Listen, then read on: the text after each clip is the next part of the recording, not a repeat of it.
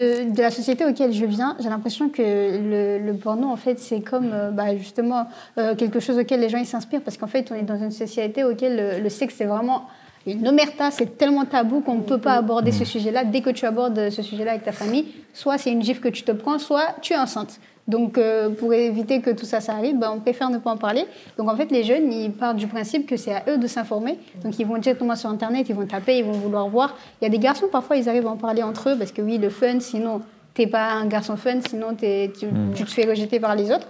Mais du coup, en fait, ils regardent entre eux et ils se disent, ouais, c'est comme ça, donc techniquement, ça se produit comme ça. Mais qui a dit ça? Mais c'est quoi ça? C'est la chose étrange. Mais qui a dit ça? Mais c'est quoi ça? C'est la chose étrange. Bonjour à toutes et à tous, trop contente d'être ici avec vous pour un enregistrement live transmis sur Twitch du podcast La Chose Étrange. Alors pour ceux et celles qui nous découvriraient aujourd'hui, La Chose Étrange, c'est un podcast où on parle de sexualité, on parle de relations, on parle d'amitié, on parle d'émotions. Et à chaque fois, j'ai le plaisir d'avoir 4 jeunes avec moi et un co-anime ou une co-anime. Aujourd'hui, c'est Manon qui a ce rôle. Manon, si on doit te présenter rapidement, comment le faire? Parce que tu es un peu hyperactive, n'est-ce pas? Je ne dors pas beaucoup. Non, je suis créatrice du compte Instagram Le Cunu, où je parle de culture du cul, et je suis aussi coordinatrice d'intimité dans le tradi et la pornographie. Ouais, tu as écrit un bouquin, tu as fait un jeu. J'ai fait un jeu. J'ai été dans Hotline, chroniqueuse dans Hotline aussi. Et voilà, vous l'aurez compris, tout tourne autour du cul. De manière générale dans ma vie, papa et maman sont fiers. Voilà. Je suis la grande fierté. Non, mais donc on a en commun d'avoir envie de créer des espaces de discussion où on parle simplement de sexualité. Ouais. On se dit les choses, on peut tout se dire et on pète un peu les tabous. Exactement, pas de tabous, on s'amuse de tout ça, on le rend accessible et surtout on kiffe, quoi. Trop bien. Je vais évidemment vous laisser vous présenter aussi, chacune. En tout cas, pour celles et ceux qui vont nous écouter en différé sur le podcast, cet épisode il est enregistré en live au sein de l'événement Et ta cause, qui est un événement caritatif retransmis sur Twitch pendant 2 jours. Il va y avoir plein d'événements, des talks, des discussions, du gaming, dans le but de récolter des fonds pour l'association En Avant Toutes, qui est une association qui, évidemment, met très cher, avec qui on a déjà enregistré un épisode pendant la saison 1. On mettra peut-être d'ailleurs dans le chat pour celles et ceux qui l'auraient raté. On avait fait enregistrer un épisode sur les premières fois. Et là, on entame la saison 2 de La Chose Étrange et on va parler aujourd'hui de porno. Vaste sujet. Gros dossier. Gros sujet, gros dossier. Porno. Je le sais parce qu'à chaque épisode, on en parle à chaque fois. Quelle que soit la thématique qu'on aborde, il y a toujours un moment où on va parler de porno. Je crois que le porno, on est un peu tous et toutes d'accord pour dire que c'est un truc un peu dirty, on sait que c'est pas vraiment la réalité. Et en même temps, on regarde, on continue à regarder, on kiffe, visiblement certaines. Et puis, même parfois, on apprend avec ça. Donc, c'est un peu tout ça, donc on va essayer d'élaborer. Je vous laisse peut-être vous présenter pour que ceux qui nous écoutent et celles qui nous écoutent vous connaissent. Oui. Tu te lances? Ok. Je t'ai regardé en première. Donc, bonjour à toutes et à tous. Moi, c'est Koumadji Oli Rasmina, mais je suis plus connue sur le nom de Arina. Et je suis la vice-présidente d'une association qui s'appelle l'association Akiza Onatsa, qui signifie les droits des enfants en mahorais, parce que c'est une association qui se situe à Mayotte. Et en fait, on a créé un collectif qui s'appelle le collectif CID, qui regroupe maintenant 35 autres associations qui sont aussi sur l'île et qui se bat autour de la thématique des violences sexuelles et sur les droits des enfants. Donc, on a fait une campagne qui s'appelle la campagne MeToo, auquel on sensibilise énormément. On a mis toutes les informations nécessaires pour essayer d'accompagner au maximum les victimes. Et chaque année, on fait des campagnes. Et cette année, on est sur la campagne de l'EVARS, l'éducation à la vie affective, relationnelle et sexuelle. Donc, le fait qu'on parle de porno, quand même, ça rentre dans cette thématique. Donc, en tout cas, je suis trop contente aujourd'hui d'être là avec vous. Trop bien. Et tu as quel âge? Et je n'ai pas précisé, mais si tu veux préciser ton pronom. Oui, moi, j'ai 20 ans. 20 ans, ok, ouais. Super, très bien. Yes, c'est mon tour. Oui. Yes. Salut, moi je m'appelle Emma, j'ai 21 ans. Et du coup, je suis propriétaire d'un sex shop en ligne depuis peu. Et donc, depuis quelques mois, je suis créatrice de contenu sexo sur les réseaux sociaux. Je me débrouille un peu toute seule, mais voilà, je fais des mimes, tout ce qui est en rapport avec du coup la sexualité en elle-même. Les émotions, notamment l'émotion du désir, le sentiment d'attirance et relationnel également. Et donc voilà, tout ce qui va tourner autour de la sexualité, parce que c'est un spectre, c'est pas que la pratique en elle-même. Donc voilà. Et je me fais appeler par n'importe quel pronom, j'avoue. Mais moi, j'utilise n'importe quoi. Ok, très bien. Ce sera donc n'importe quoi pour elle. Merci. Et puis à Pour toi. tout le monde, moi c'est Levi. Donc j'ai 21 ans, je suis étudiant en mode et ambassadeur de plusieurs soirées sur Paris. Ce sera pareil, ce sera n'importe quoi. Vraiment comme vous voulez. Il, elle, dans tous les cas je suis non-binaire. Donc voilà. Merci beaucoup De rien. d'être avec nous. Et moi, je m'appelle Malo. Jusqu'à récemment, j'étais surveillant dans un lycée. J'ai 23 ans. Et voilà, donc j'ai eu l'occasion de parler sexualité autant avec mes proches qu'avec des plus jeunes. Et voilà, et mes pronoms, il. Voilà. Trop bien, super. Merci pour cette rapide petite présentation. En fait, j'ai oublié de préciser que je suis étudiante, en fait. Ben ouais, avant tout. Oui, Avant tout. parce que ça, je me le dis tout le temps. C'est pas possible. Si ça vous va, j'ai envie de nous lancer un petit jeu pour parler porno. Déjà. Premier petit truc. Je vous donne une situation et vous devez me dire si pour vous c'est une situation qui est du porno ou qui est de la vraie vie. Ok, ça va jusque-là, la consigne Ok. est- Bon. Ouais. Première situation. Tu vas chez ta meuf à l'improviste et c'est sa belle-mère qui t'ouvre en peignoir, tous en dehors. Porno ou vraie vie? C'est du Porno, porno. hein. Ok. Mais pas, ça peut pas arriver. Ça peut arriver. J'espère pas que ça arrive. A priori, porno. Deuxième situation. Vous commencez à vous chauffer avec ta meuf, il y a la température qui monte, mais soudain elle s'arrête et elle te demande si tu te sens à l'aise de continuer. Porno ou vraie vie? Vraie vie. Vraie vie. J'aime bien. Ok. Pas porno? Ah là, ça Porno va très dire- new age. Très niche, le porno. Et vraie vie souvent? Pas tant, non. Pas tout Pas le temps. trop peu. Ouais. Trop peu, je pense. On est d'accord. Troisième situation. Et dernière situation. Tu rentres en Uber après une soirée, le chauffeur te dit que si tu lui montes tes seins, il t'offre la course. Porno. Porno aussi. Hein. Ça dépend. Bah, je pense que Ça dépend. Ça dépend du chauffeur. je pense que le chauffeur peut proposer, ça peut arriver dans la vraie vie, mais c'est la suite qui. Voilà. C'est C'est ça. permis. Est-ce que c'est porno? Est-ce que c'est. Voilà. Mais donc, ouais, bah, vraie vie ou porno, ça dépend de la suite. Si entendu parler, c'est que c'est du porno. Et ben, je vais vous dire, true story, cette situation, ça m'est arrivé. Tu mens. J'avoue que j'ai été un peu déstabilisée. Oh my god. Tu m'étonnes. Bon, et ce n'était pas, c'était real life parce qu'effectivement la suite, Voilà. c'était pas tout d'un coup on a couché ensemble dans le taxi. C'était plutôt genre, je crois que j'ai ri nerveusement, tu sais le moment. Mais c'est Genre, l'inconfort, c'est une tu sais vraie pas proposition, comment. là, Ouais. on est à quel mode? Et puis voilà, donc c'était real life, mais porno si Porno jamais style. ça se finit en mode porno style. Voilà. Non, l'idée évidemment c'était d'aborder ce truc des scénarios un peu stéréotypés qu'il peut y avoir dans le porno, mais je pense qu'on va l'élaborer. Moi j'ai déjà envie de vous demander quelle est la première fois, si vous essayez de vous souvenir, quelle est la première fois que vous avez été confronté à une image pornographique, à un film, à un porno? Quel âge vous aviez? Comment vous avez senti, ressenti? Enfin voilà, mettez-vous dans cette Je me expérience. souviens, mais on parle vraiment de pornographie pure et dure. Ouais. Moi, je m'en souviens. Alors, qui raconte? Vas-y. Mais parce qu'en fait, vers l'âge de 9-10 ans, je commençais à regarder des films érotiques, tu sais, la nuit et tout. Mais je voyais que c'était un peu weak, un peu faible, tu vois. Quand j'ai eu mon premier téléphone, bam, ça a tapé YouPorn et tout. Au début, franchement, la première vidéo, ça m'a fait un peu peur. Genre, j'ai eu un petit moment de waouh, ok, genre, on est dans le vrai truc. On est dans le dur, hein. on est vraiment dans le dur. Et puis après, au bout de quelques minutes, genre, une fois que la vidéo était finie, ça y est, genre, j'étais habituée, un peu comme quand tu. Habituée, quoi. Et genre, après. Et du coup, t'avais quel âge? Tu dis que c'est quand t'as eu un téléphone portable? Ouais, donc je venais d'avoir 12 ans. Je venais d'avoir 12 ans. 12 ans. Et t'as tapé de toi-même? Ouais. T'as cherché parce que t'en avais entendu parler? En fait, parce que bah, du coup, j'avais l'habitude de tout ce qui était vraiment érotisme, un truc qui passe à la télé, quoi. Mais c'était faible. Je trouvais ça un peu faible. Du coup, dès que j'ai eu mon premier téléphone, bah waouh, c'était l'occasion, quoi. Je me dis, ah, ça y est. Et tu voulais en voir plus. Voilà. Tu voulais en voir plus. Curiosité Voilà. qui t'a piqué. Ok. Moi, la première fois que j'ai vu en tout cas du porno, c'était pas vraiment voulu parce que c'est mon agresseur, enfin, parce que j'ai été victime de violences sexuelles. C'est mon agresseur qui m'a dit tu peux faire ça avec moi. Donc il m'a montré la vidéo, il m'a dit de regarder comme ça je peux reproduire la même chose. Mais du coup c'était la première fois que je voyais du porno, mais j'étais plus dégoûtée qu'autre chose parce que déjà les circonstances, ça faisait pas que je me sente à l'aise. Mais avec le fait qu'ils me disent que je dois reproduire quelque chose de très violent, je me dis c'est trop violent tout ça là pour moi, donc c'était un peu Ouais. compliqué. Un Voilà. cadre bien violent. Ouais. Ok. Ah, c'était horrible. C'était c'était au début collège. Il y avait une vidéo, je sais pas si je suis sur le titre, mais que tout le monde commande genre faut regarder, faut regarder, faut regarder. Du coup, on me l'a montré, c'était à base de grosse scatophilie. C'était. Ah oui, je vois ça de mes yeux de 12-13 ans là.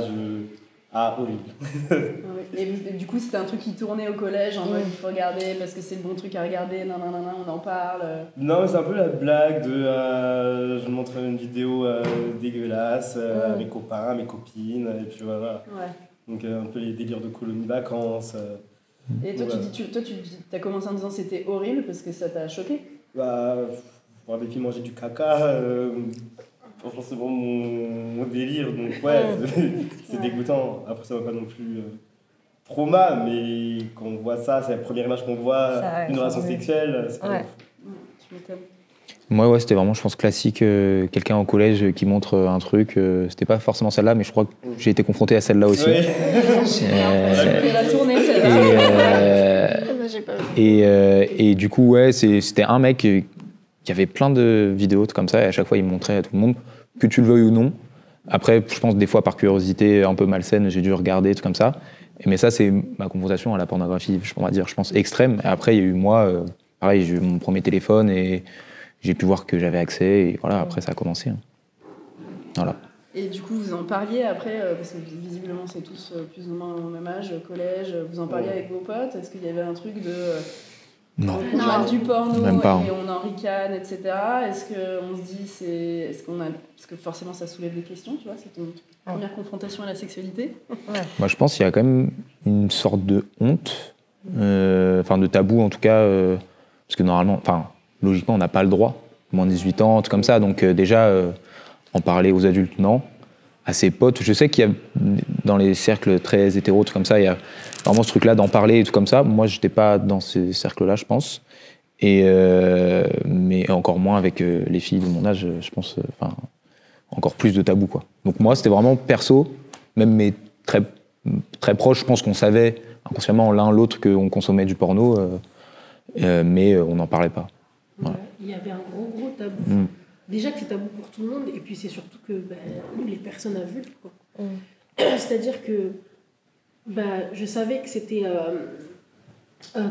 du contenu qu'on associe au comportement masturbatoire. Moi, j'ai des comportements masturbatoires. Je ne sais pas si j'ai le droit de le dire. Si, tu peux, Mais on depuis peut dire. très très tôt, depuis l'âge de 4-5 ans.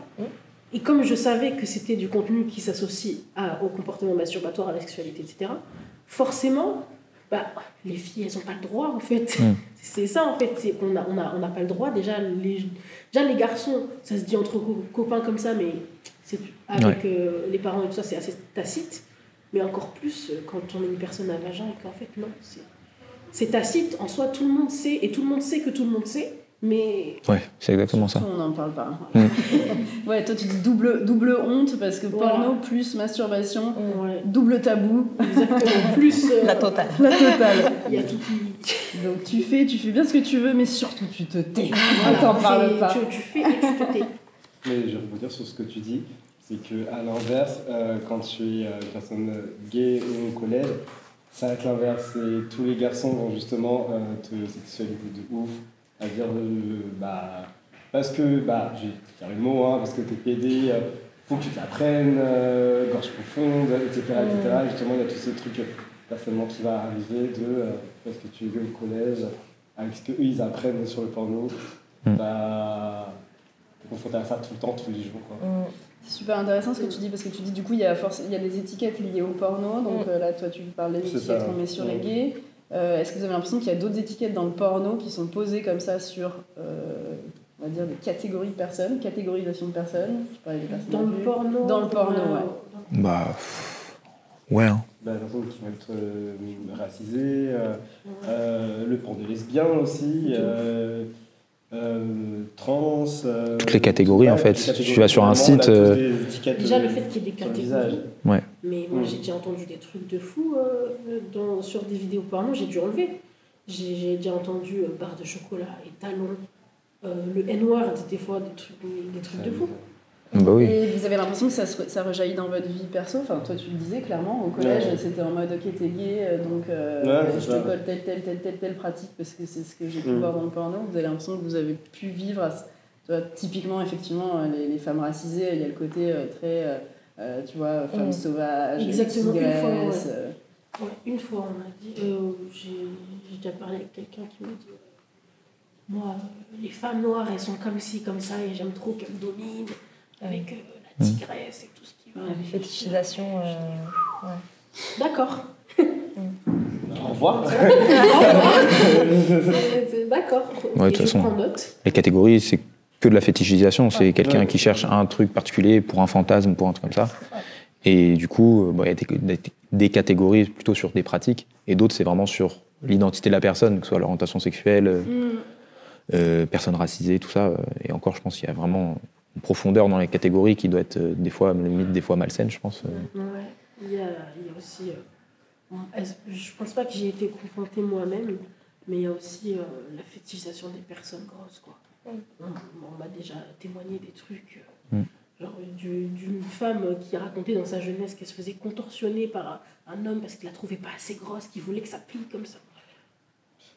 Genre, vous avez des images dans la tête que tu as envie de reproduire potentiellement. Exactement, des trucs genre écrase-moi, mais genre pas écrase-moi juste pour...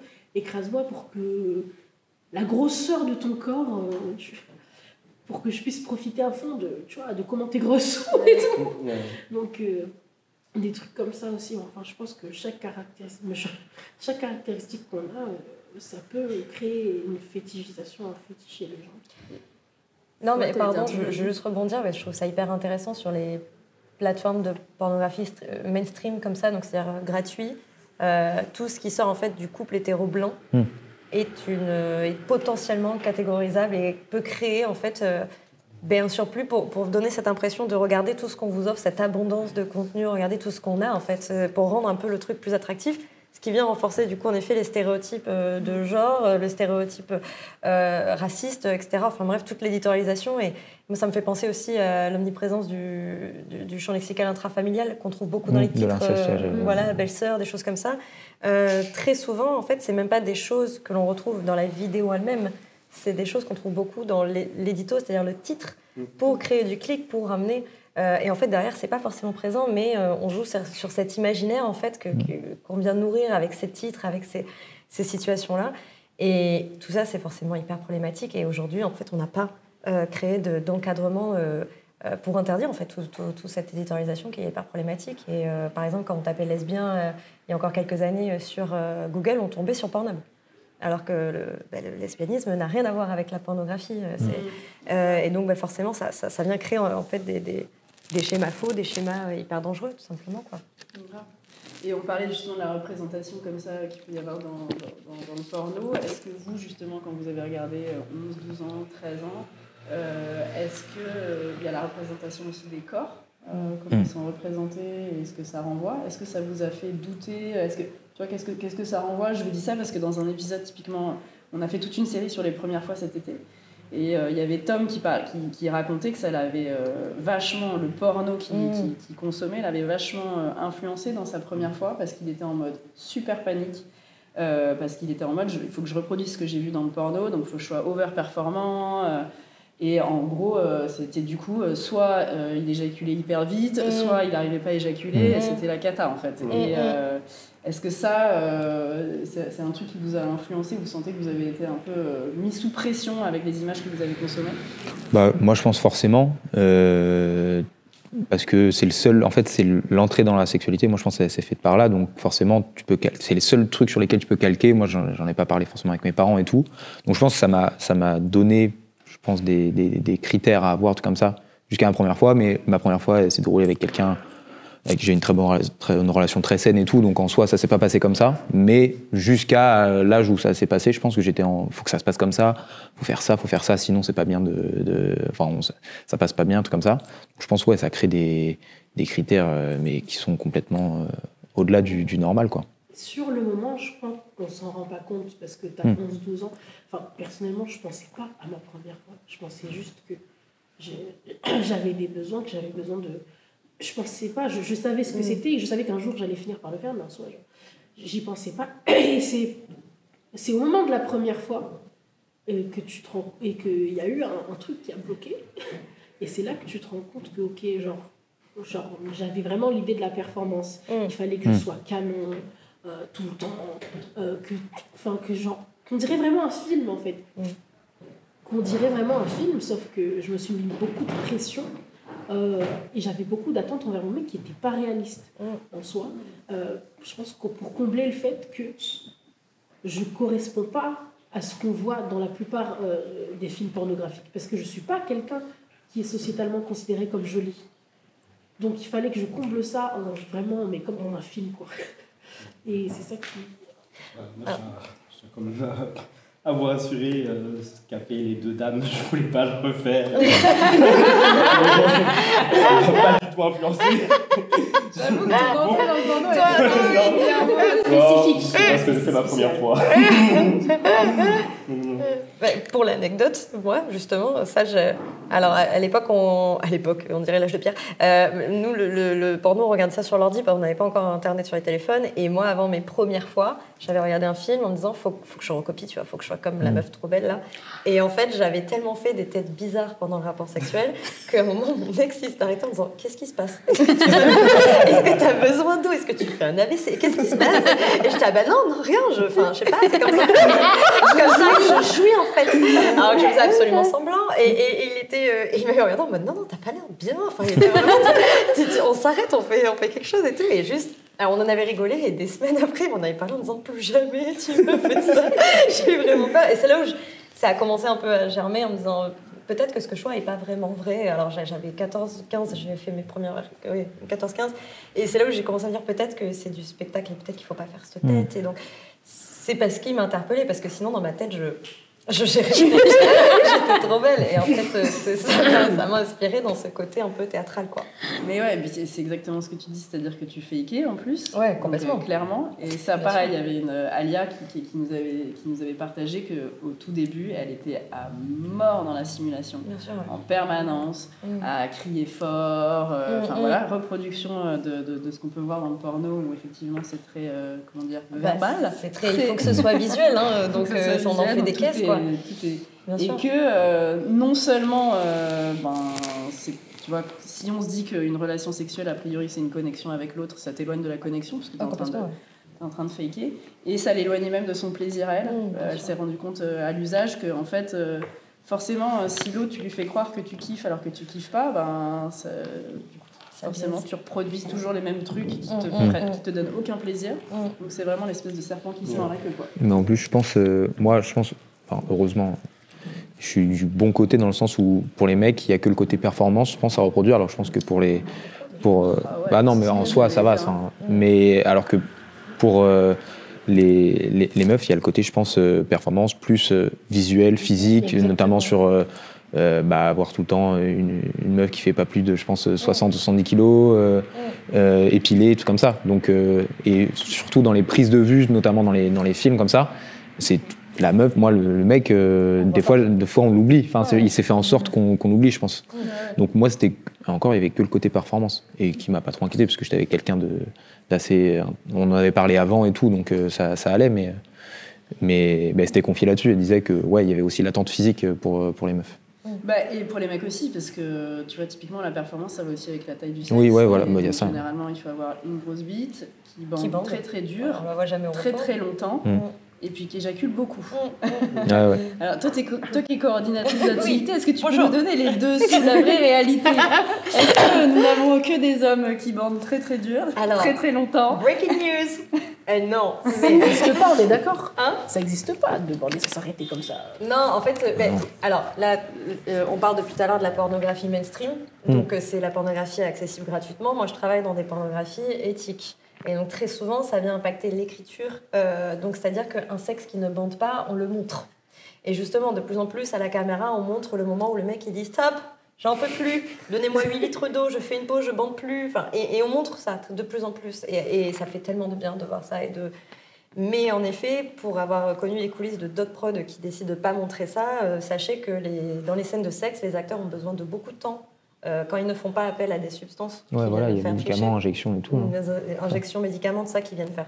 tricher les érections, il leur faut beaucoup de temps. Les scènes elles durent très peu de temps, puisqu'il faut pouvoir maintenir l'érection le temps de la scène, donc on est sur du 20 minutes. Et après, on fait très souvent la même scène en ce qu'on appelle en soft, c'est-à-dire qu'on fait semblant de faire la scène pour avoir un focus sur les visages et pour que derrière, au montage, on ait l'impression que c'est duré 40 minutes, alors qu'en réalité, on a fait un gros focus sur les pénétrations anales ou vaginales, le temps où l'acteur pouvait. Alors après aussi, les acteurs-actrices ont énormément de mérite parce qu'ils maîtrisent anatomiquement, ils font des vraies performances quand même. Et donc on se dit bon ben là ça commence à faire un petit peu long, tout le monde est un petit peu fatigué, on va faire l'éjaculation, faire en sorte qu'elle soit visible puisqu'on reste encore une fois dans du spectacle et dans de la stimulation visuelle. Il y a l'éjaculation, on se remet up, on se remet, on refait pareil tout semblant. Et voilà, donc c'est que du montage, c'est que du trucage. Il y a aussi très souvent du faux sperme, il y a aussi parfois on vient accentuer, dans certaines productions qui aiment ça, on vient accentuer la transpiration, on vient accentuer, mais on le glamourise, c'est pas le bruit de prout, de ventre qu'on connaît tous, c'est le « oh, je suis beau quand je transpire ». Parce qu'encore une fois, tout ça, c'est du spectacle. Ouais. Donc le spectacle, il y a Hollywood, une production, il y a des caméras, il y a des maquilleurs, il y a de la lumière, il y a du temps, il y a du montage, des effets spéciaux, tout ça. Ouais. Donc, mais en fait, c'est intéressant de se dire, pour celles et ceux qui nous écouteraient et qui nous regarderaient, c'est-à-dire que c'est un film, en fait. Bien sûr. Donc, comme tout film, comme des films hollywoodiens avec des mecs qui sautent d'hélicoptères en plein vol, voilà. C'est le même principe, en fait. Exactement. C'est-à-dire que c'est faké, et donc c'est cool de se le rappeler, parce qu'en fait, comme ce que tu disais, c'est super tabou, on n'en parle pas, donc on intègre que c'est ça qu'il faut faire. Ouais. C'est comme ça et tu le disais aussi, on n'ose pas en parler à des parents, donc à des personnes qui pourraient nous dire justement ça, genre, ok, regarde, mais apprends à regarder ce que c'est et pour ce que c'est-à-dire éventuellement une pratique masturbatoire, ça t'excite et tout, mais à reproduire. Alors que je pense que c'est l'entrée dans la sexualité pour énormément de gens, et ça reproduit c'est des schémas qui s'incrustent, notamment, j'y repensais en étant plus vieux, sur la violence, c'est-à-dire qu'il y a pas mal de vidéos mainstream où c'est montré que la meuf a mal, et du coup, c'est plus des cris de plaisir, ça devient des cris de douleur, des trucs comme ça, et ça a introduit un truc hyper malsain dans les relations sexuelles, et ça, je l'ai conscientisé beaucoup plus tard, alors que j'ai beaucoup consommé plus jeune ça. Ouais. Mais donc le tabou crée la violence. Ce qu'on ne voit pas dans le porno, c'est tout ce qui est dans la vraie vie, c'est-à-dire tous les moments de gêne, toutes les émotions déjà. Enfin, tu vois, le moment où tu es un peu gêné, le moment où tu te parles, le moment où ça fonctionne pas. Ça fonctionne pas, le moment où tu te dis est-ce que tu as envie, est-ce que tu n'as pas envie, enfin, toutes les notions liées au consentement en fait. Donc ça fait partie de tout ce qui est coupé au montage. C'est mon métier dans l'ombre en disant on se dit les limites machin, mais encore une fois c'est pour les productions qui font appel à ça. Très souvent dans la pornographie mainstream, il ne faut pas oublier que c'est des plateformes gratuites, et donc pour faire revenir, on va toujours aller chercher du plus intense, du plus spectaculaire et aussi du plus problématique, parce qu'il y a des publics qui répondent à ça. Et donc on va aller toujours dans une exagération problématique et dangereuse. Mais en effet, dans d'autres prods, tout le côté où tu parles avant, tu te mets d'accord, on fait une bonne demi-heure de discussion pour s'assurer que tout le monde soit bien, soit machin, soit... Tout ça, on ne montre pas. C'est un peu dommage. Je pense qu'il y a une vraie éducation à la pornographie qu'il faut faire. Et je trouve que ce tabou-là, justement, il favorise la violence, surtout aussi au niveau des scénarios. Il y a encore des gens qui pensent que tu vois une meuf qui te plaît dans la rue, tu la tripotes et waouh, elle est super réceptive, vous allez faire votre affaire dans un coin, alors que ça se passe pas comme ça en fait. Et il y a personne pour dire messieurs, honnêtement, messieurs, que ça se passe pas comme ça et que ce que tu vois là, c'est des professionnels qui se sont mis d'accord. Et quand même, il y a certains kinks, certains fantasmes de simulation de non-consentement. Ça a été consenti quand même. Et je pense qu'il faut qu'il y ait une vraie éducation à ce niveau-là. Et ça pourrait permettre de faire baisser le taux d'agression et de violence à ce niveau-là. Même au niveau des scènes où ça fait un peu agressif, ou en mode il y aura de l'étranglement et tout ça, c'est filmé. Et quand tu vois dans la vraie vie, je me suis déjà fait étrangler par quelqu'un, en mode genre... J'ai besoin de respirer quand même, il faut que l'eau de passe. Il y en a, des fois, ils ne mesurent pas du tout la force qu'ils mettent parce qu'ils veulent tellement se rapprocher à une idéalisation porno qu'ils ne font pas attention au plaisir de l'autre personne ou justement à la santé de l'autre personne. Tu banalises des violences, c'est ça. Extrêmement Ou même même sur l'ordre dans lequel une relation sexuelle doit se dérouler. C'est-à-dire que je pense que 90% des pornos mainstream, c'est ce qu'ils appellent les prélis, alors que c'est pas des préliminaires, c'est juste c'est des actes sexuels comme d'autres. Puis ensuite pénétration, et puis une fois que le mec a éjaculé, fini. Et ça, c'est 90%, je pense. Ouais. Alors qu'une relation sexuelle dans la vraie vie, ça se passe pas du tout comme ça. Des fois, ça peut être que ce qu'on va appeler les prélis, alors que c'est juste du sexe oral, du truc comme ça, même des caresses, des trucs comme ça. Et sauf que vraiment, dans le mainstream, c'est vraiment scripté, quoi. Et c'est le même truc à chaque fois. Ça m'étonne, même encore maintenant, qu'ils aient pas pensé à, je sais pas, varier un peu, quoi. Ouais. C'est pas trop leur... Oui, ils s'en foutent. Ils voient Ça marche bien. On voit que ça rapporte. Ça, la banalisation des violences, moi, je trouve que c'est pire que tout, parce qu'un étranglement, ça fait partie donc, des pratiques souvent BDSM, qui est un art qui demande énormément de communication, qui demande énormément... Très souvent, les personnes qui pratiquent vraiment le BDSM sont des personnes très averties sur tout ça. Donc, il y a beaucoup de travail avant, pendant et après l'acte sexuel. Et quand tu le vois dans une vidéo où il y a juste ce rapport sexuel et cet étranglement, tu te dis, c'est facile, je mets ma main, puis on verra, j'étrangle et on verra, de toute façon, elle va kiffer, et la personne dans la vidéo, elle kiffe, donc a priori. Et c'est super dangereux, ça peut réellement créer des traumas, ça peut... ce qu'on oublie, c'est que, comme tu disais tout à l'heure, le sexe, c'est une co-création, on vient co-créer quelque chose avec quelqu'un, ça demande beaucoup de temps, d'échange avant, pendant, après. Et un étranglement, je sais pas si j'aime bien, viens, on teste, on se fait un safe word ou un geste de safety en mode si ça va pas, je te pince le bras et puis c'est bon. Tout ça, ça demande à se préparer. On n'est pas dans le côté un peu irréel du porno de c'est inné, c'est naturel, ça se fait comme ça et c'est normal, elles adorent ça, quoi. Non, ça marche pas comme ça. Même pour parler de préparation, on ne parle pas assez, par exemple, tout ce qui va être préparation anale. Bien sûr. Dans les scènes, ça va, ils vont directement montrer la pénétration elle-même, ils vont pas forcément montrer les préliminaires qui vont aller avec, ou le lavement. Le lavement, ouais. Et du coup, tu as des personnes qui vont essayer de pénétrer à sec comme ça, comme si ça allait rentrer. Et même chose pour la pénétration vaginale. C'est ça. Ou même le mélange des deux, des fois, genre en mode des scènes où ils vont passer du sexe anal au sexe vaginal d'un coup, alors que c'est un truc qui n'est pas du tout à faire en soi. Et après, on finit avec des déchirures, des trucs comme ça, et on est tout étonné. Les infections aussi. Ouais, complètement. On a grillé plein d'étapes avant, donc c'est normal que ton corps n'accepte pas tout ça d'un coup et tant de violence. Quand The Rock saute d'un immeuble et qu'il se rattrape avec la main en face de l'autre immeuble, il s'échauffe. Il y a un matelas en dessous. En fait, il y a un matelas en dessous, donc tout va bien. Non, c'est The Rock. On accepte des choses vraiment improbables, impossibles dans le cas de cinéma, parce qu'on a tous conscientisé que c'était de la fiction, que c'était faux, que c'était mis en scène et que c'était un fond vert. Dans le porno, il y a encore ce reçu un peu dans l'imaginaire collectif du tout ça a été préparé, c'est faux. Et de voir ça comme un mode d'emploi carrément. Complètement. Alors que pas du tout. Complètement. Ce que j'allais dire, vous avez l'impression que vous avez appris avec le porno, que vous l'avez utilisé justement comme un mode d'emploi, alors clairement toi t'avais plutôt pas du tout clairement Emma était plutôt là, ça provoquait du désir, clairement ça déclenchait une envie de se masturber et donc du plaisir, etc. Est-ce que pour les autres, est-ce qu'il y avait un moment une consommation de porno qui était vraiment en mode moi je sais pas comment faire concrètement, j'ai envie bientôt de coucher avec mon mec, ma meuf, peu importe, et je vais l'utiliser comme un mode d'emploi, quoi. Moi, je pense que j'ai eu la chance de me dire... Enfin, je l'ai utilisé pour savoir ce qui existait en termes de pratiques classiques, on va dire. Mais je l'ai pas... Classique, pas que. Non, mais voilà. Mais je l'ai pas... Enfin, je me suis jamais dit, tiens, ça, faut que je reproduise, parce que je pense très tôt, et par des discussions avec d'autres... très tôt, quand même 17, trucs comme ça, j'ai eu ce truc-là de me dire, ok, c'est comme quand je vais voir Avengers, quoi. C'est des gens qui volent, des gens qui ont des pouvoirs et tout. C'est de la fiction. Mais du coup, quand on entrait dans la sexualité, on va dire, ma sexualité à moi, je me suis dit, ok, il y a des trucs à pas faire, quoi. Il y a des trucs, ça existe, le sexe oral, c'est des choses qui sont montrées dans les pornos, même mainstream, pardon. Mais moi, je pense que j'ai eu un recul... mais que tout le monde n'a pas et qu'il faut pousser pour tout le monde. Il faut que tout le monde ait ce recul-là, quoi. Voilà. Je sais pas pour vous.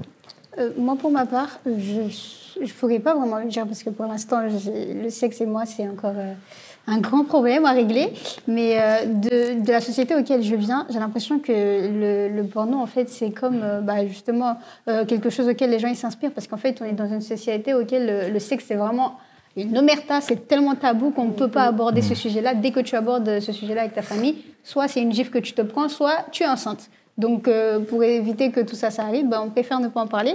Donc, en fait, les jeunes, ils partent du principe que c'est à eux de s'informer. Donc, ils vont directement sur Internet, ils vont taper, ils vont vouloir voir. Il y a des garçons, parfois, ils arrivent à en parler entre eux parce que oui, le fun, sinon, t'es pas un garçon fun, sinon tu te fais rejeter par les autres.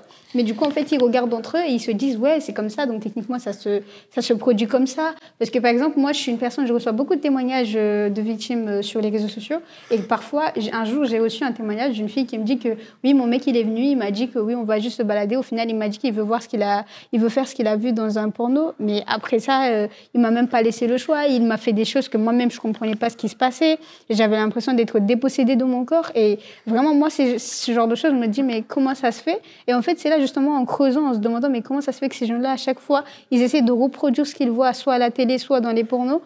En fait, c'est justement, on se rend compte qu'il y a ce côté de tabou, on n'en parle pas, il y a ce côté de, ils savent pas forcément comment s'y prendre, et ils veulent découvrir parce que quand on est dans un groupe, tu entends les autres, ils ont fait, toi, t'as pas fait. Donc, soit tu t'inventes, soit tu vas réellement le faire. Et parfois, ils ne laissent pas forcément le choix à leur copine. Et ce qui fait, ça crée énormément beaucoup de violence. Déjà, la violence symbolique, tu dis à ta copine, j'ai envie de coucher avec toi parce que mes autres camarades, ils ont couché avec leur copine. Il n'y a que moi qui n'ai pas couché. Ça, déjà, si la fille, elle n'est pas prête, elle va mal le prendre. Et surtout, si elle ne le fait pas, elle va se sentir coupable aussi. Il y a la culpabilité qui vient après. Donc, en fait, à chaque fois, les filles, elles se retrouvent dans une sorte de cercle vicieux, soit j'accepte et j'ai la culpabilité, soit j'accepte pas, il me quitte. Donc c'est vraiment chiant, quoi. Je me souviens de des trucs comme ça. Quand je vivais à Mayotte aussi, tout le monde connaît plusieurs personnes qui a des problèmes d'ordre, soit quelqu'un qui est enceinte. Là où j'allais au lycée, j'ai passé mon année de terminale à Mayotte. J'avais une camarade qui était enceinte.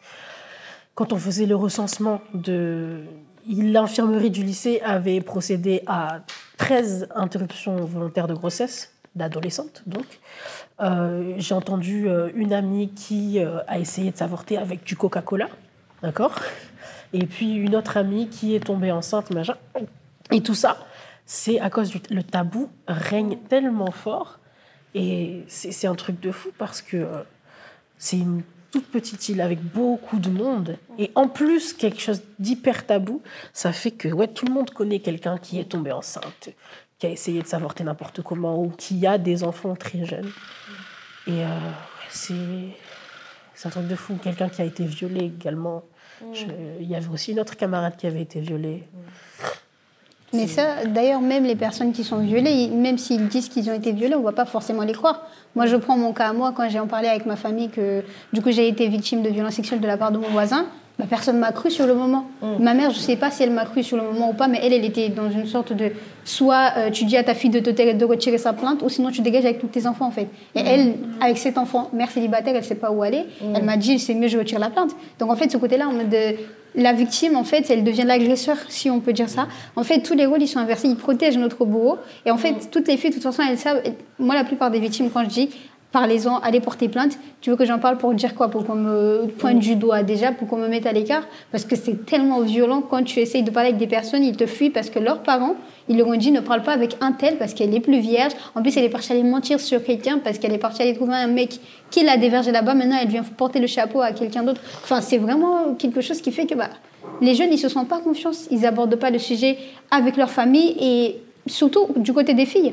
Les filles, si jamais elles ont couché avec leur mec, ils vont pas forcément aller dire dehors que oui, j'ai couché avec un tel mec. Là où les filles, ça va se connaître qu'ils ont couché avec un tel mec, c'est quand le mec il va se vanter avec les autres que moi aussi j'ai couché avec cette fille-là. Ils disent je l'ai sauté. Donc vraiment c'est comme ça que ça se produit. Et ce qui fait qu'en fait il y a une sorte d'encerclement auquel les jeunes ne savent pas trop comment s'y prendre et tout ça. Ils se disent c'est mieux, moi je prends l'initiative par moi-même, ou c'est mieux, moi je ferme ma bouche si j'ai vécu des agressions sexuelles, c'est mieux, je protège ma famille parce que sinon il y aura la honte, tout le monde va parler de ma famille, oui, ma famille sera la risée du village. Enfin, c'est des choses inadmissibles. Là, c'est effectivement c'est tout ce qui crée justement ce tabou sur la sexualité et le porno, le mécanisme est un peu le même, ce travail de honte, de banalisation des violences. silence, de se taire, tous les effets sont hyper néfastes. Je pense qu'on est assez conscient. D'ailleurs, je pense pour ça qu'on est tous là aujourd'hui.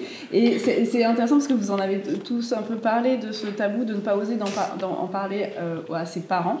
Vous avez l'impression du coup que ce décryptage du porno que vous avez aujourd'hui, vous avez entre 20 et 23 ans, comment vous l'avez fait? Est-ce que c'est avec le temps, avec la pratique, votre propre pratique? Est-ce que c'est le fait d'en parler à droite, à gauche, avec des potes? Qu'est-ce qui fait qu'aujourd'hui, vous avez cette vision, entre guillemets, critique, en tout cas analytique du porno que vous n'aviez pas, évidemment, à 11 ans ou 12 ans, quoi?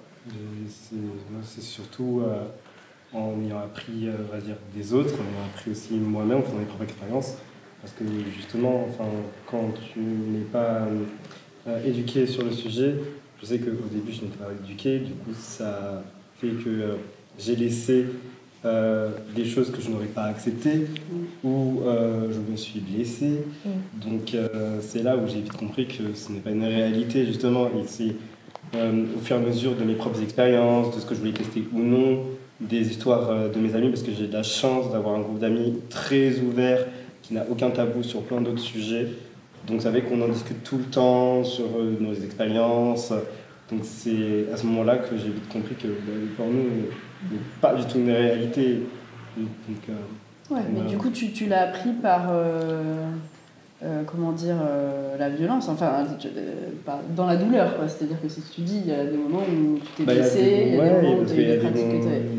Parce que des personnes vont vouloir tester certaines choses qui vont sur du porno, ils vont pas forcément le dire, donc t'es vite pris au dépourvu. Ah bon, ok, d'accord, je fais quoi, je dis quoi, et puis après c'est trop tard, hein, et c'est là où tu dis, quand tu sors de la chambre ou que sais-je, c'est là où tu dis, j'ai pas aimé, j'aurais pas dû accepter, je me retrouve à saigner.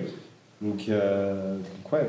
Et vous auriez aimé, si vous vous remettez dans votre peau d'adolescent et adolescente, vous auriez aimé pouvoir en parler de ces choses, du porno notamment, de dire on sait tous que vous avez des téléphones, on sait tous que...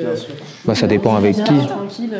Ça dépend avec qui, parce que on peut... il n'y a pas de raison que tous nos parents soient hyper alertes sur le sujet et tout, et du coup, des fois, en parler aux parents, ça peut que confirmer des craintes et tout comme ça.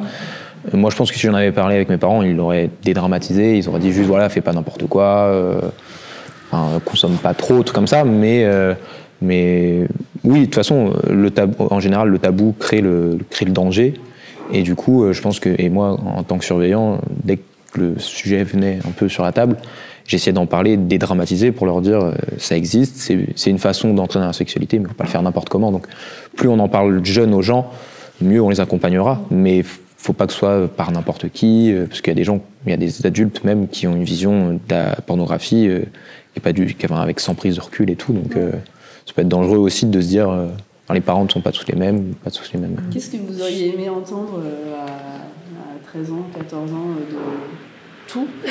Qu'est-ce que vous diriez à votre moi de 12 ans qui regarde ses premiers pornos? Qu'est-ce que vous aimeriez lui dire? Vraiment, c'est Hollywood, quoi. Prends ça comme...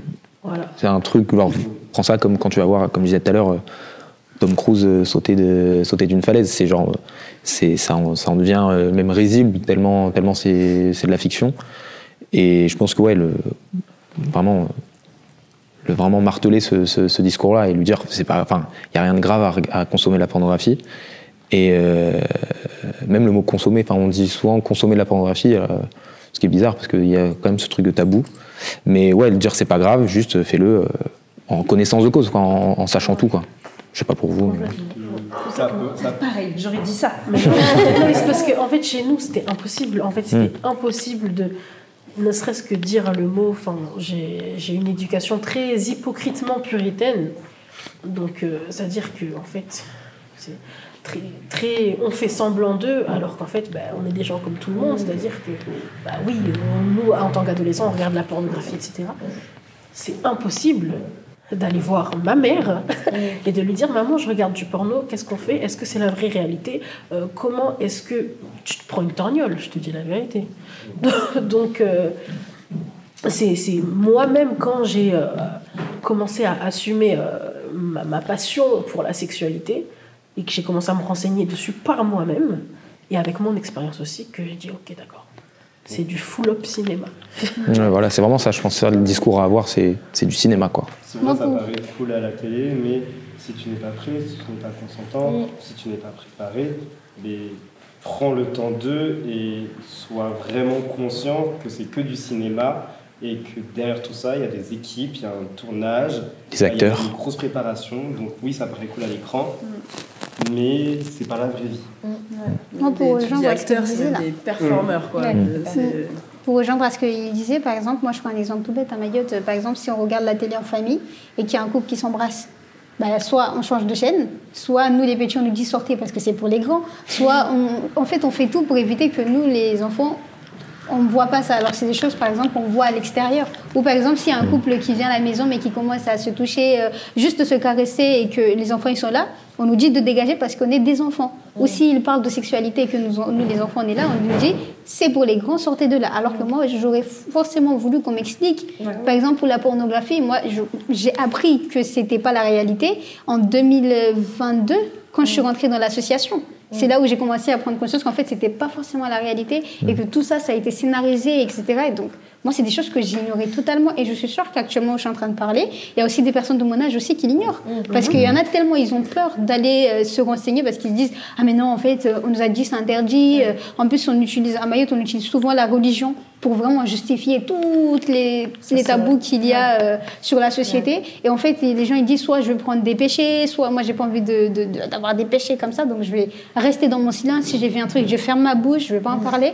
Et donc, en fait, ce qui fait que on reste dans un truc auquel on ne sait pas. Alors on aurait tous aimé savoir, on aurait tous aimé qu'on nous explique, juste qu'on nous dise, qu'on nous sensibilise, mais pas nous laisser comme ça dans l'incapacité de ne pas savoir ce qui se passe réellement. Mais en fait, cette surprotection, Ouais.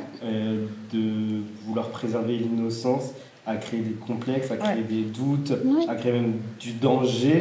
Ouais, de la violence, Et beaucoup de violence. vraiment de ne pas connaître son propre corps, honnêtement, justement, et oui. de ses limites. Je pense pas, en fait, je doute que c'est une question de protéger l'innocence, mais vraiment de feindre le puritanisme. Vraiment, de nous, on est des gens purs. À Mayotte, ça, je le sais de source sûre, on est des gens religieux, d'accord. On ne fait pas ça, d'accord. Et je pense que c'est une grosse perte, parce que du coup, comme j'ai dit, moi, j'ai commencé à avoir des comportements masturbatoires vers l'âge de 4-5 ans. Et j'aurais tellement aimé, en fait, de pouvoir en parler à quelqu'un. C'est-à-dire que même dans ma tête d'enfant de 4 ans, je sais que c'est l'endroit qu'il ne faut pas toucher, je sais que c'est l'endroit interdit, surtout chez nous, les filles, c'est l'endroit interdit, je sais que je n'ai pas le droit d'en parler, en fait.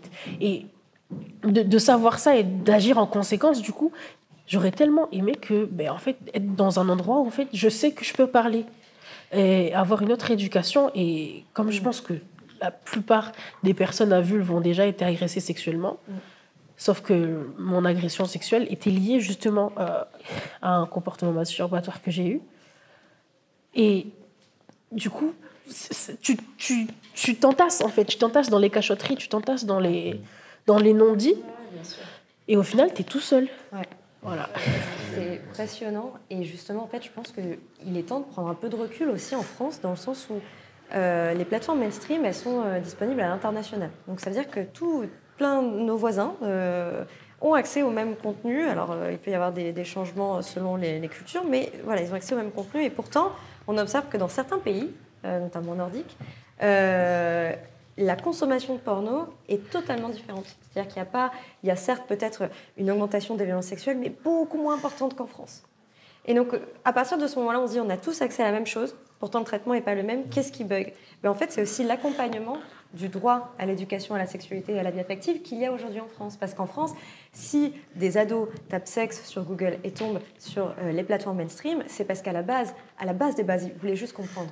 Ils cherchaient juste des réponses. Et qu'aujourd'hui, la réalité, c'est qu'en France, il n'y a rien qui permet d'aider, d'accompagner les ados, adolescents, adultes, parents aussi, dans tout cet apprentissage qui n'est pas inné, quoi. Donc, bien sûr que moi, je pense qu'il faut restreindre la pornographie mainstream aux ados, évidemment, mais on ne peut pas tout mettre sur le dos non plus. Il y a aussi un énorme manquement qui vient renforcer, en fait, l'impact de ces plateformes-là. Et quand tu dis, mais moi, j'avais besoin de parler, j'avais besoin... En fait, moi, ça me terrifie. Je me dis, mais on n'est tellement pas à la hauteur aujourd'hui en France. Il y a d'autres pays qui arrivent à mettre ça, qui arrivent à créer des dispositifs hyper intéressants. Je pense aux Pays-Bas, il y a beaucoup d'écoles privées qui font de l'éducation à la sexualité et à la vie affective dès la maternelle. pas pour apprendre les pratiques sexuelles, mais juste à détecter ton oncle, il n'a pas le droit de te toucher à tel endroit, par exemple, des choses comme ça. Donc, la pornographie, c'est un énorme problème, mais il y a aussi une réalité où aujourd'hui, en France, on n'est pas du tout armé, pas du tout capable de proposer une solution en fait adéquate à tous ces manquements. Mais oui, c'est extrêmement risible. Les réactions des masculinistes, ils sont souvent masculinistes, réfractaires. Non, mais on peut pas parler de fesses à des enfants alors qu'ils savent même pas de quoi il s'agit concrètement. Je pense qu'ils se doutent en vérité qu'on va pas leur apprendre la levrette à des enfants de 4 ans. Mais ils veulent se montrer réfractaires parce que voilà, ils veulent se montrer ultra conservateurs, etc. Alors que c'est de l'éducation, justement, en fait. On utilise aussi souvent la comparaison avec la conduite, l'apprentissage de la conduite. Se dire, c'est comme si tu apprenais à conduire en regardant Fast and Furious. Voilà, c'est la même chose, en fait. Quand tu apprends à faire de la sécurité en regardant du porno, c'est lunaire et jamais il ne viendra l'idée de filer les clés d'une bagnole à un jeune sans lui avoir appris. Mais oui. Non, mais encore une fois, il y a du semblant. C'est-à-dire qu'on n'est pas censé parler de vie affective et sexuelle à des enfants parce que les enfants ne sont pas disposés à pratiquer une vie affective et sexuelle, mais c'est justement pour ça.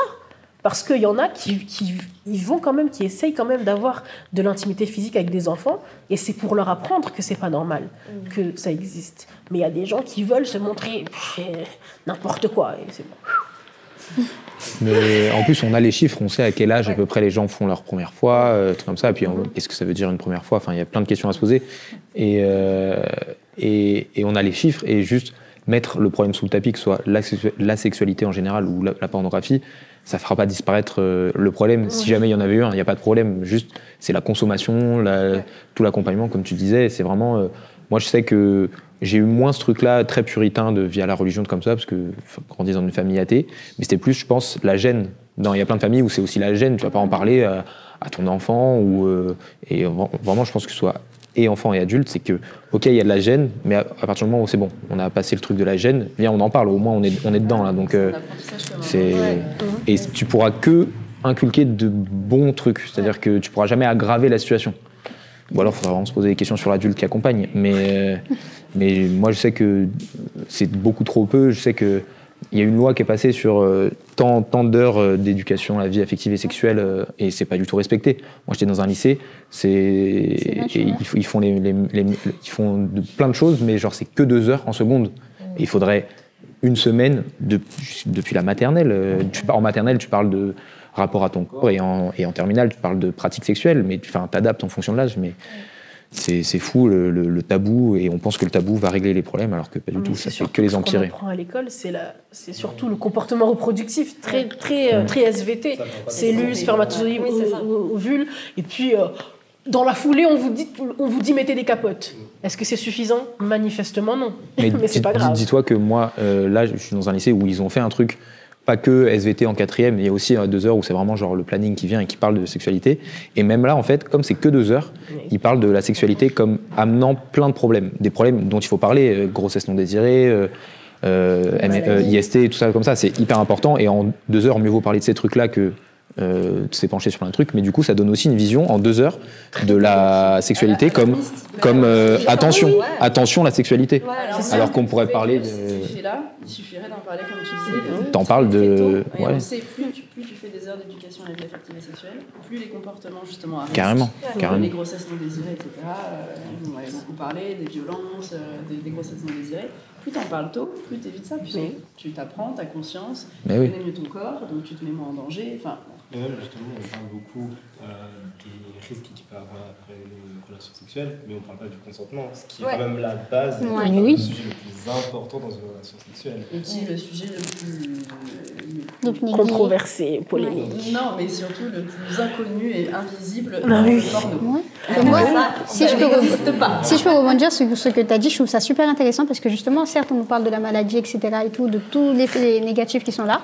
Ce qui fait que si depuis le collège, on nous apprend que oui, le sexe, ça rapporte des maladies, des grossesses non désirées, etc. et tout, le jour où on part dans un aspect où, par exemple, à Mayotte, quand tu te maries, tu dois te donner à ton homme, peu importe les circonstances, que tu sois fatigué, etc. et tout, tu dois te donner.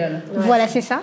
Tu dois te donner à ton homme. En fait, justement, moi, je me demande, en fait, si, par exemple, on te parle de sexualité en tant que mauvaise chose pendant toute ton enfance. Et là, d'un coup, on te dit que tu dois te donner un homme sur ce truc, on t'a dit que c'est mauvais. La violence que ça peut représenter pour la personne, en fait, justement, qui se trouve. En plus, on lui dit, elle doit être à la hauteur parce que son mari, il doit être content. Si on lui a jamais parlé de sexualité, si on lui a jamais parlé de consentement, si on lui a jamais expliqué ce que c'était que genre, son corps tout court, comment elle est censée gérer tout ça? En fait, tout ça, c'est comme elle disait, quelque chose de très hypocrite parce qu'on nous demande à la fois d'être comme ça, mais d'un côté aussi, à un certain âge, on nous demande d'être comme ça, vraiment qu'on soit bien cadré, etc. Et pour revenir à l'enfance, si on nous apprend, par exemple, à la maternelle, on nous apprend ce que c'est que le consentement, juste dire oui, dire non. Exactement. Bah oui. Et on nous expliquait notre corps, comment il fonctionne. Par exemple, ça c'est ton corps, tu peux dire à une personne que tu n'as pas envie qu'il te touche et la personne ne doit pas te toucher. C'est ton droit, c'est ton corps. Et ça, en fait, si moi, on m'avait peut-être expliqué ça, peut-être que ça m'aurait sauvé plusieurs fois même. Je peux dire que ça a été tellement quelque chose que j'ai regretté. D'ailleurs, que je crois que c'est un truc qui me fait le plus mal, que je n'ai pas eu accès à cette éducation, qu'elle m'explique ce que c'est qu'un corps. Moi, j'ai fait une année sabbatique après mon bac. Je faisais des sensibilisations avec des jeunes, enfin des petits de CP. Moi, c'est la seule chose que je leur ai expliqué. Il y a une dame, elle nous a demandé, mais attendez, là, vous êtes en train de leur parler de sexualité, donc ça veut dire qu'ils vont vouloir pratiquer, etc. Et tout. Mais non, ça n'a rien à voir. On leur explique juste que c'est que leur corps, comment s'y prendre, et c'est leur corps, justement. Parce qu'à Mayotte, il y a un truc auquel, quand tu es bébé, en fait, le papy, il a le droit de te toucher les seins, parce que c'est papy, voilà, on laisse tomber, oui, c'est papy, donc il peut toucher les fesses pour que ça grandisse. Et ça, c'est une chose qu'on normalise, alors que c'est là, justement, que ça commence le viol. Ça, c'est une chose qu'on ne devrait pas normaliser. Oui, c'est ça. Oui, c'est ça. Et du coup, ce qui fait que l'enfant, il a l'impression qu'il n'a pas accès, que son corps, c'est quelque chose, et c'est peut-être le corps, c'est lui qui détient le corps, mais c'était comme si elle était un geôlier et du coup qui escorte juste le corps et que les autres personnes ont le droit d'en profiter. C'est exactement ça ce qui se passe malheureusement. Et ça, c'est trop triste. Je voulais rebondir sur ce que tu disais tout à l'heure, tu parlais de consommation et le fait de dire d'utiliser cette phrase-là qui dit effectivement beaucoup de choses. Là, malheureusement, on va devoir bientôt clore la discussion, mais j'aurais voulu qu'on parle des sujets d'addiction parce que le porno est aussi conçu pour avoir un peu un comportement addictif. Toi, tu parlais beaucoup de masturbation et je ne sais pas si c'est quelque chose que tu as vécu, parce que souvent, quand on a le réflexe d'utiliser du porno pour se masturber, parfois ça peut devenir un comportement addictif. Je ne sais pas, rapidement, parce que du coup, on ne va jamais pouvoir aborder le sujet en 2 minutes. Alors, honnêtement, depuis que j'ai eu depuis que j'ai commencé à regarder de la pornographie, oui, c'est vrai que c'était très rare sang. J'ai beaucoup de mal sang. Maintenant, depuis que j'ai ma première fois partagée avec quelqu'un, d'accord, donc depuis que j'ai fait ma première fois, j'ai très peu envie de masturbation et donc forcément les peu de fois où je vais le faire, enfin peu de fois, non, c'est pas peu, mais les fois où je vais le faire, il y a ce réflexe. J'y arrive toujours un peu sans, mais c'est vrai que voilà, il y a une grande différence quand même de stimulation psychologique. Ouais, je pense. Ouais, le tournant, c'est le même. Genre, je pense que quand j'ai découvert la pornographie, j'ai pas été très raisonnable, je pense, sur la consommation. Et au moment où j'ai eu mes premières relations sexuelles et tout, je pense que ça amoindrit un peu la consommation. Et maintenant, je pense, je suis détaché de ça, mais par contre, je pense que si jamais à un moment je veux me masturber, la pornographie, c'est genre le réflexe. Je vais pas réussir à me dire juste avec mon cerveau ou avec des audios, parce que je sais qu'il y a plein de trucs qui existent maintenant, mais et ça, je trouve ça dommage aussi. C'est que voilà, ça devient que du visuel, comme ça quoi, qui stimule. C'est dommage. C'est un peu la dépendance aux écrans, c'est ce qui arrive très souvent. En fait, on consomme tout le temps les écrans et donc forcément, si on veut se stimuler pour de la masturbation, l'écran, ça reste le plus simple. La réalité, c'est qu'à force de vouloir de consommer et d'être dépendant des écrans,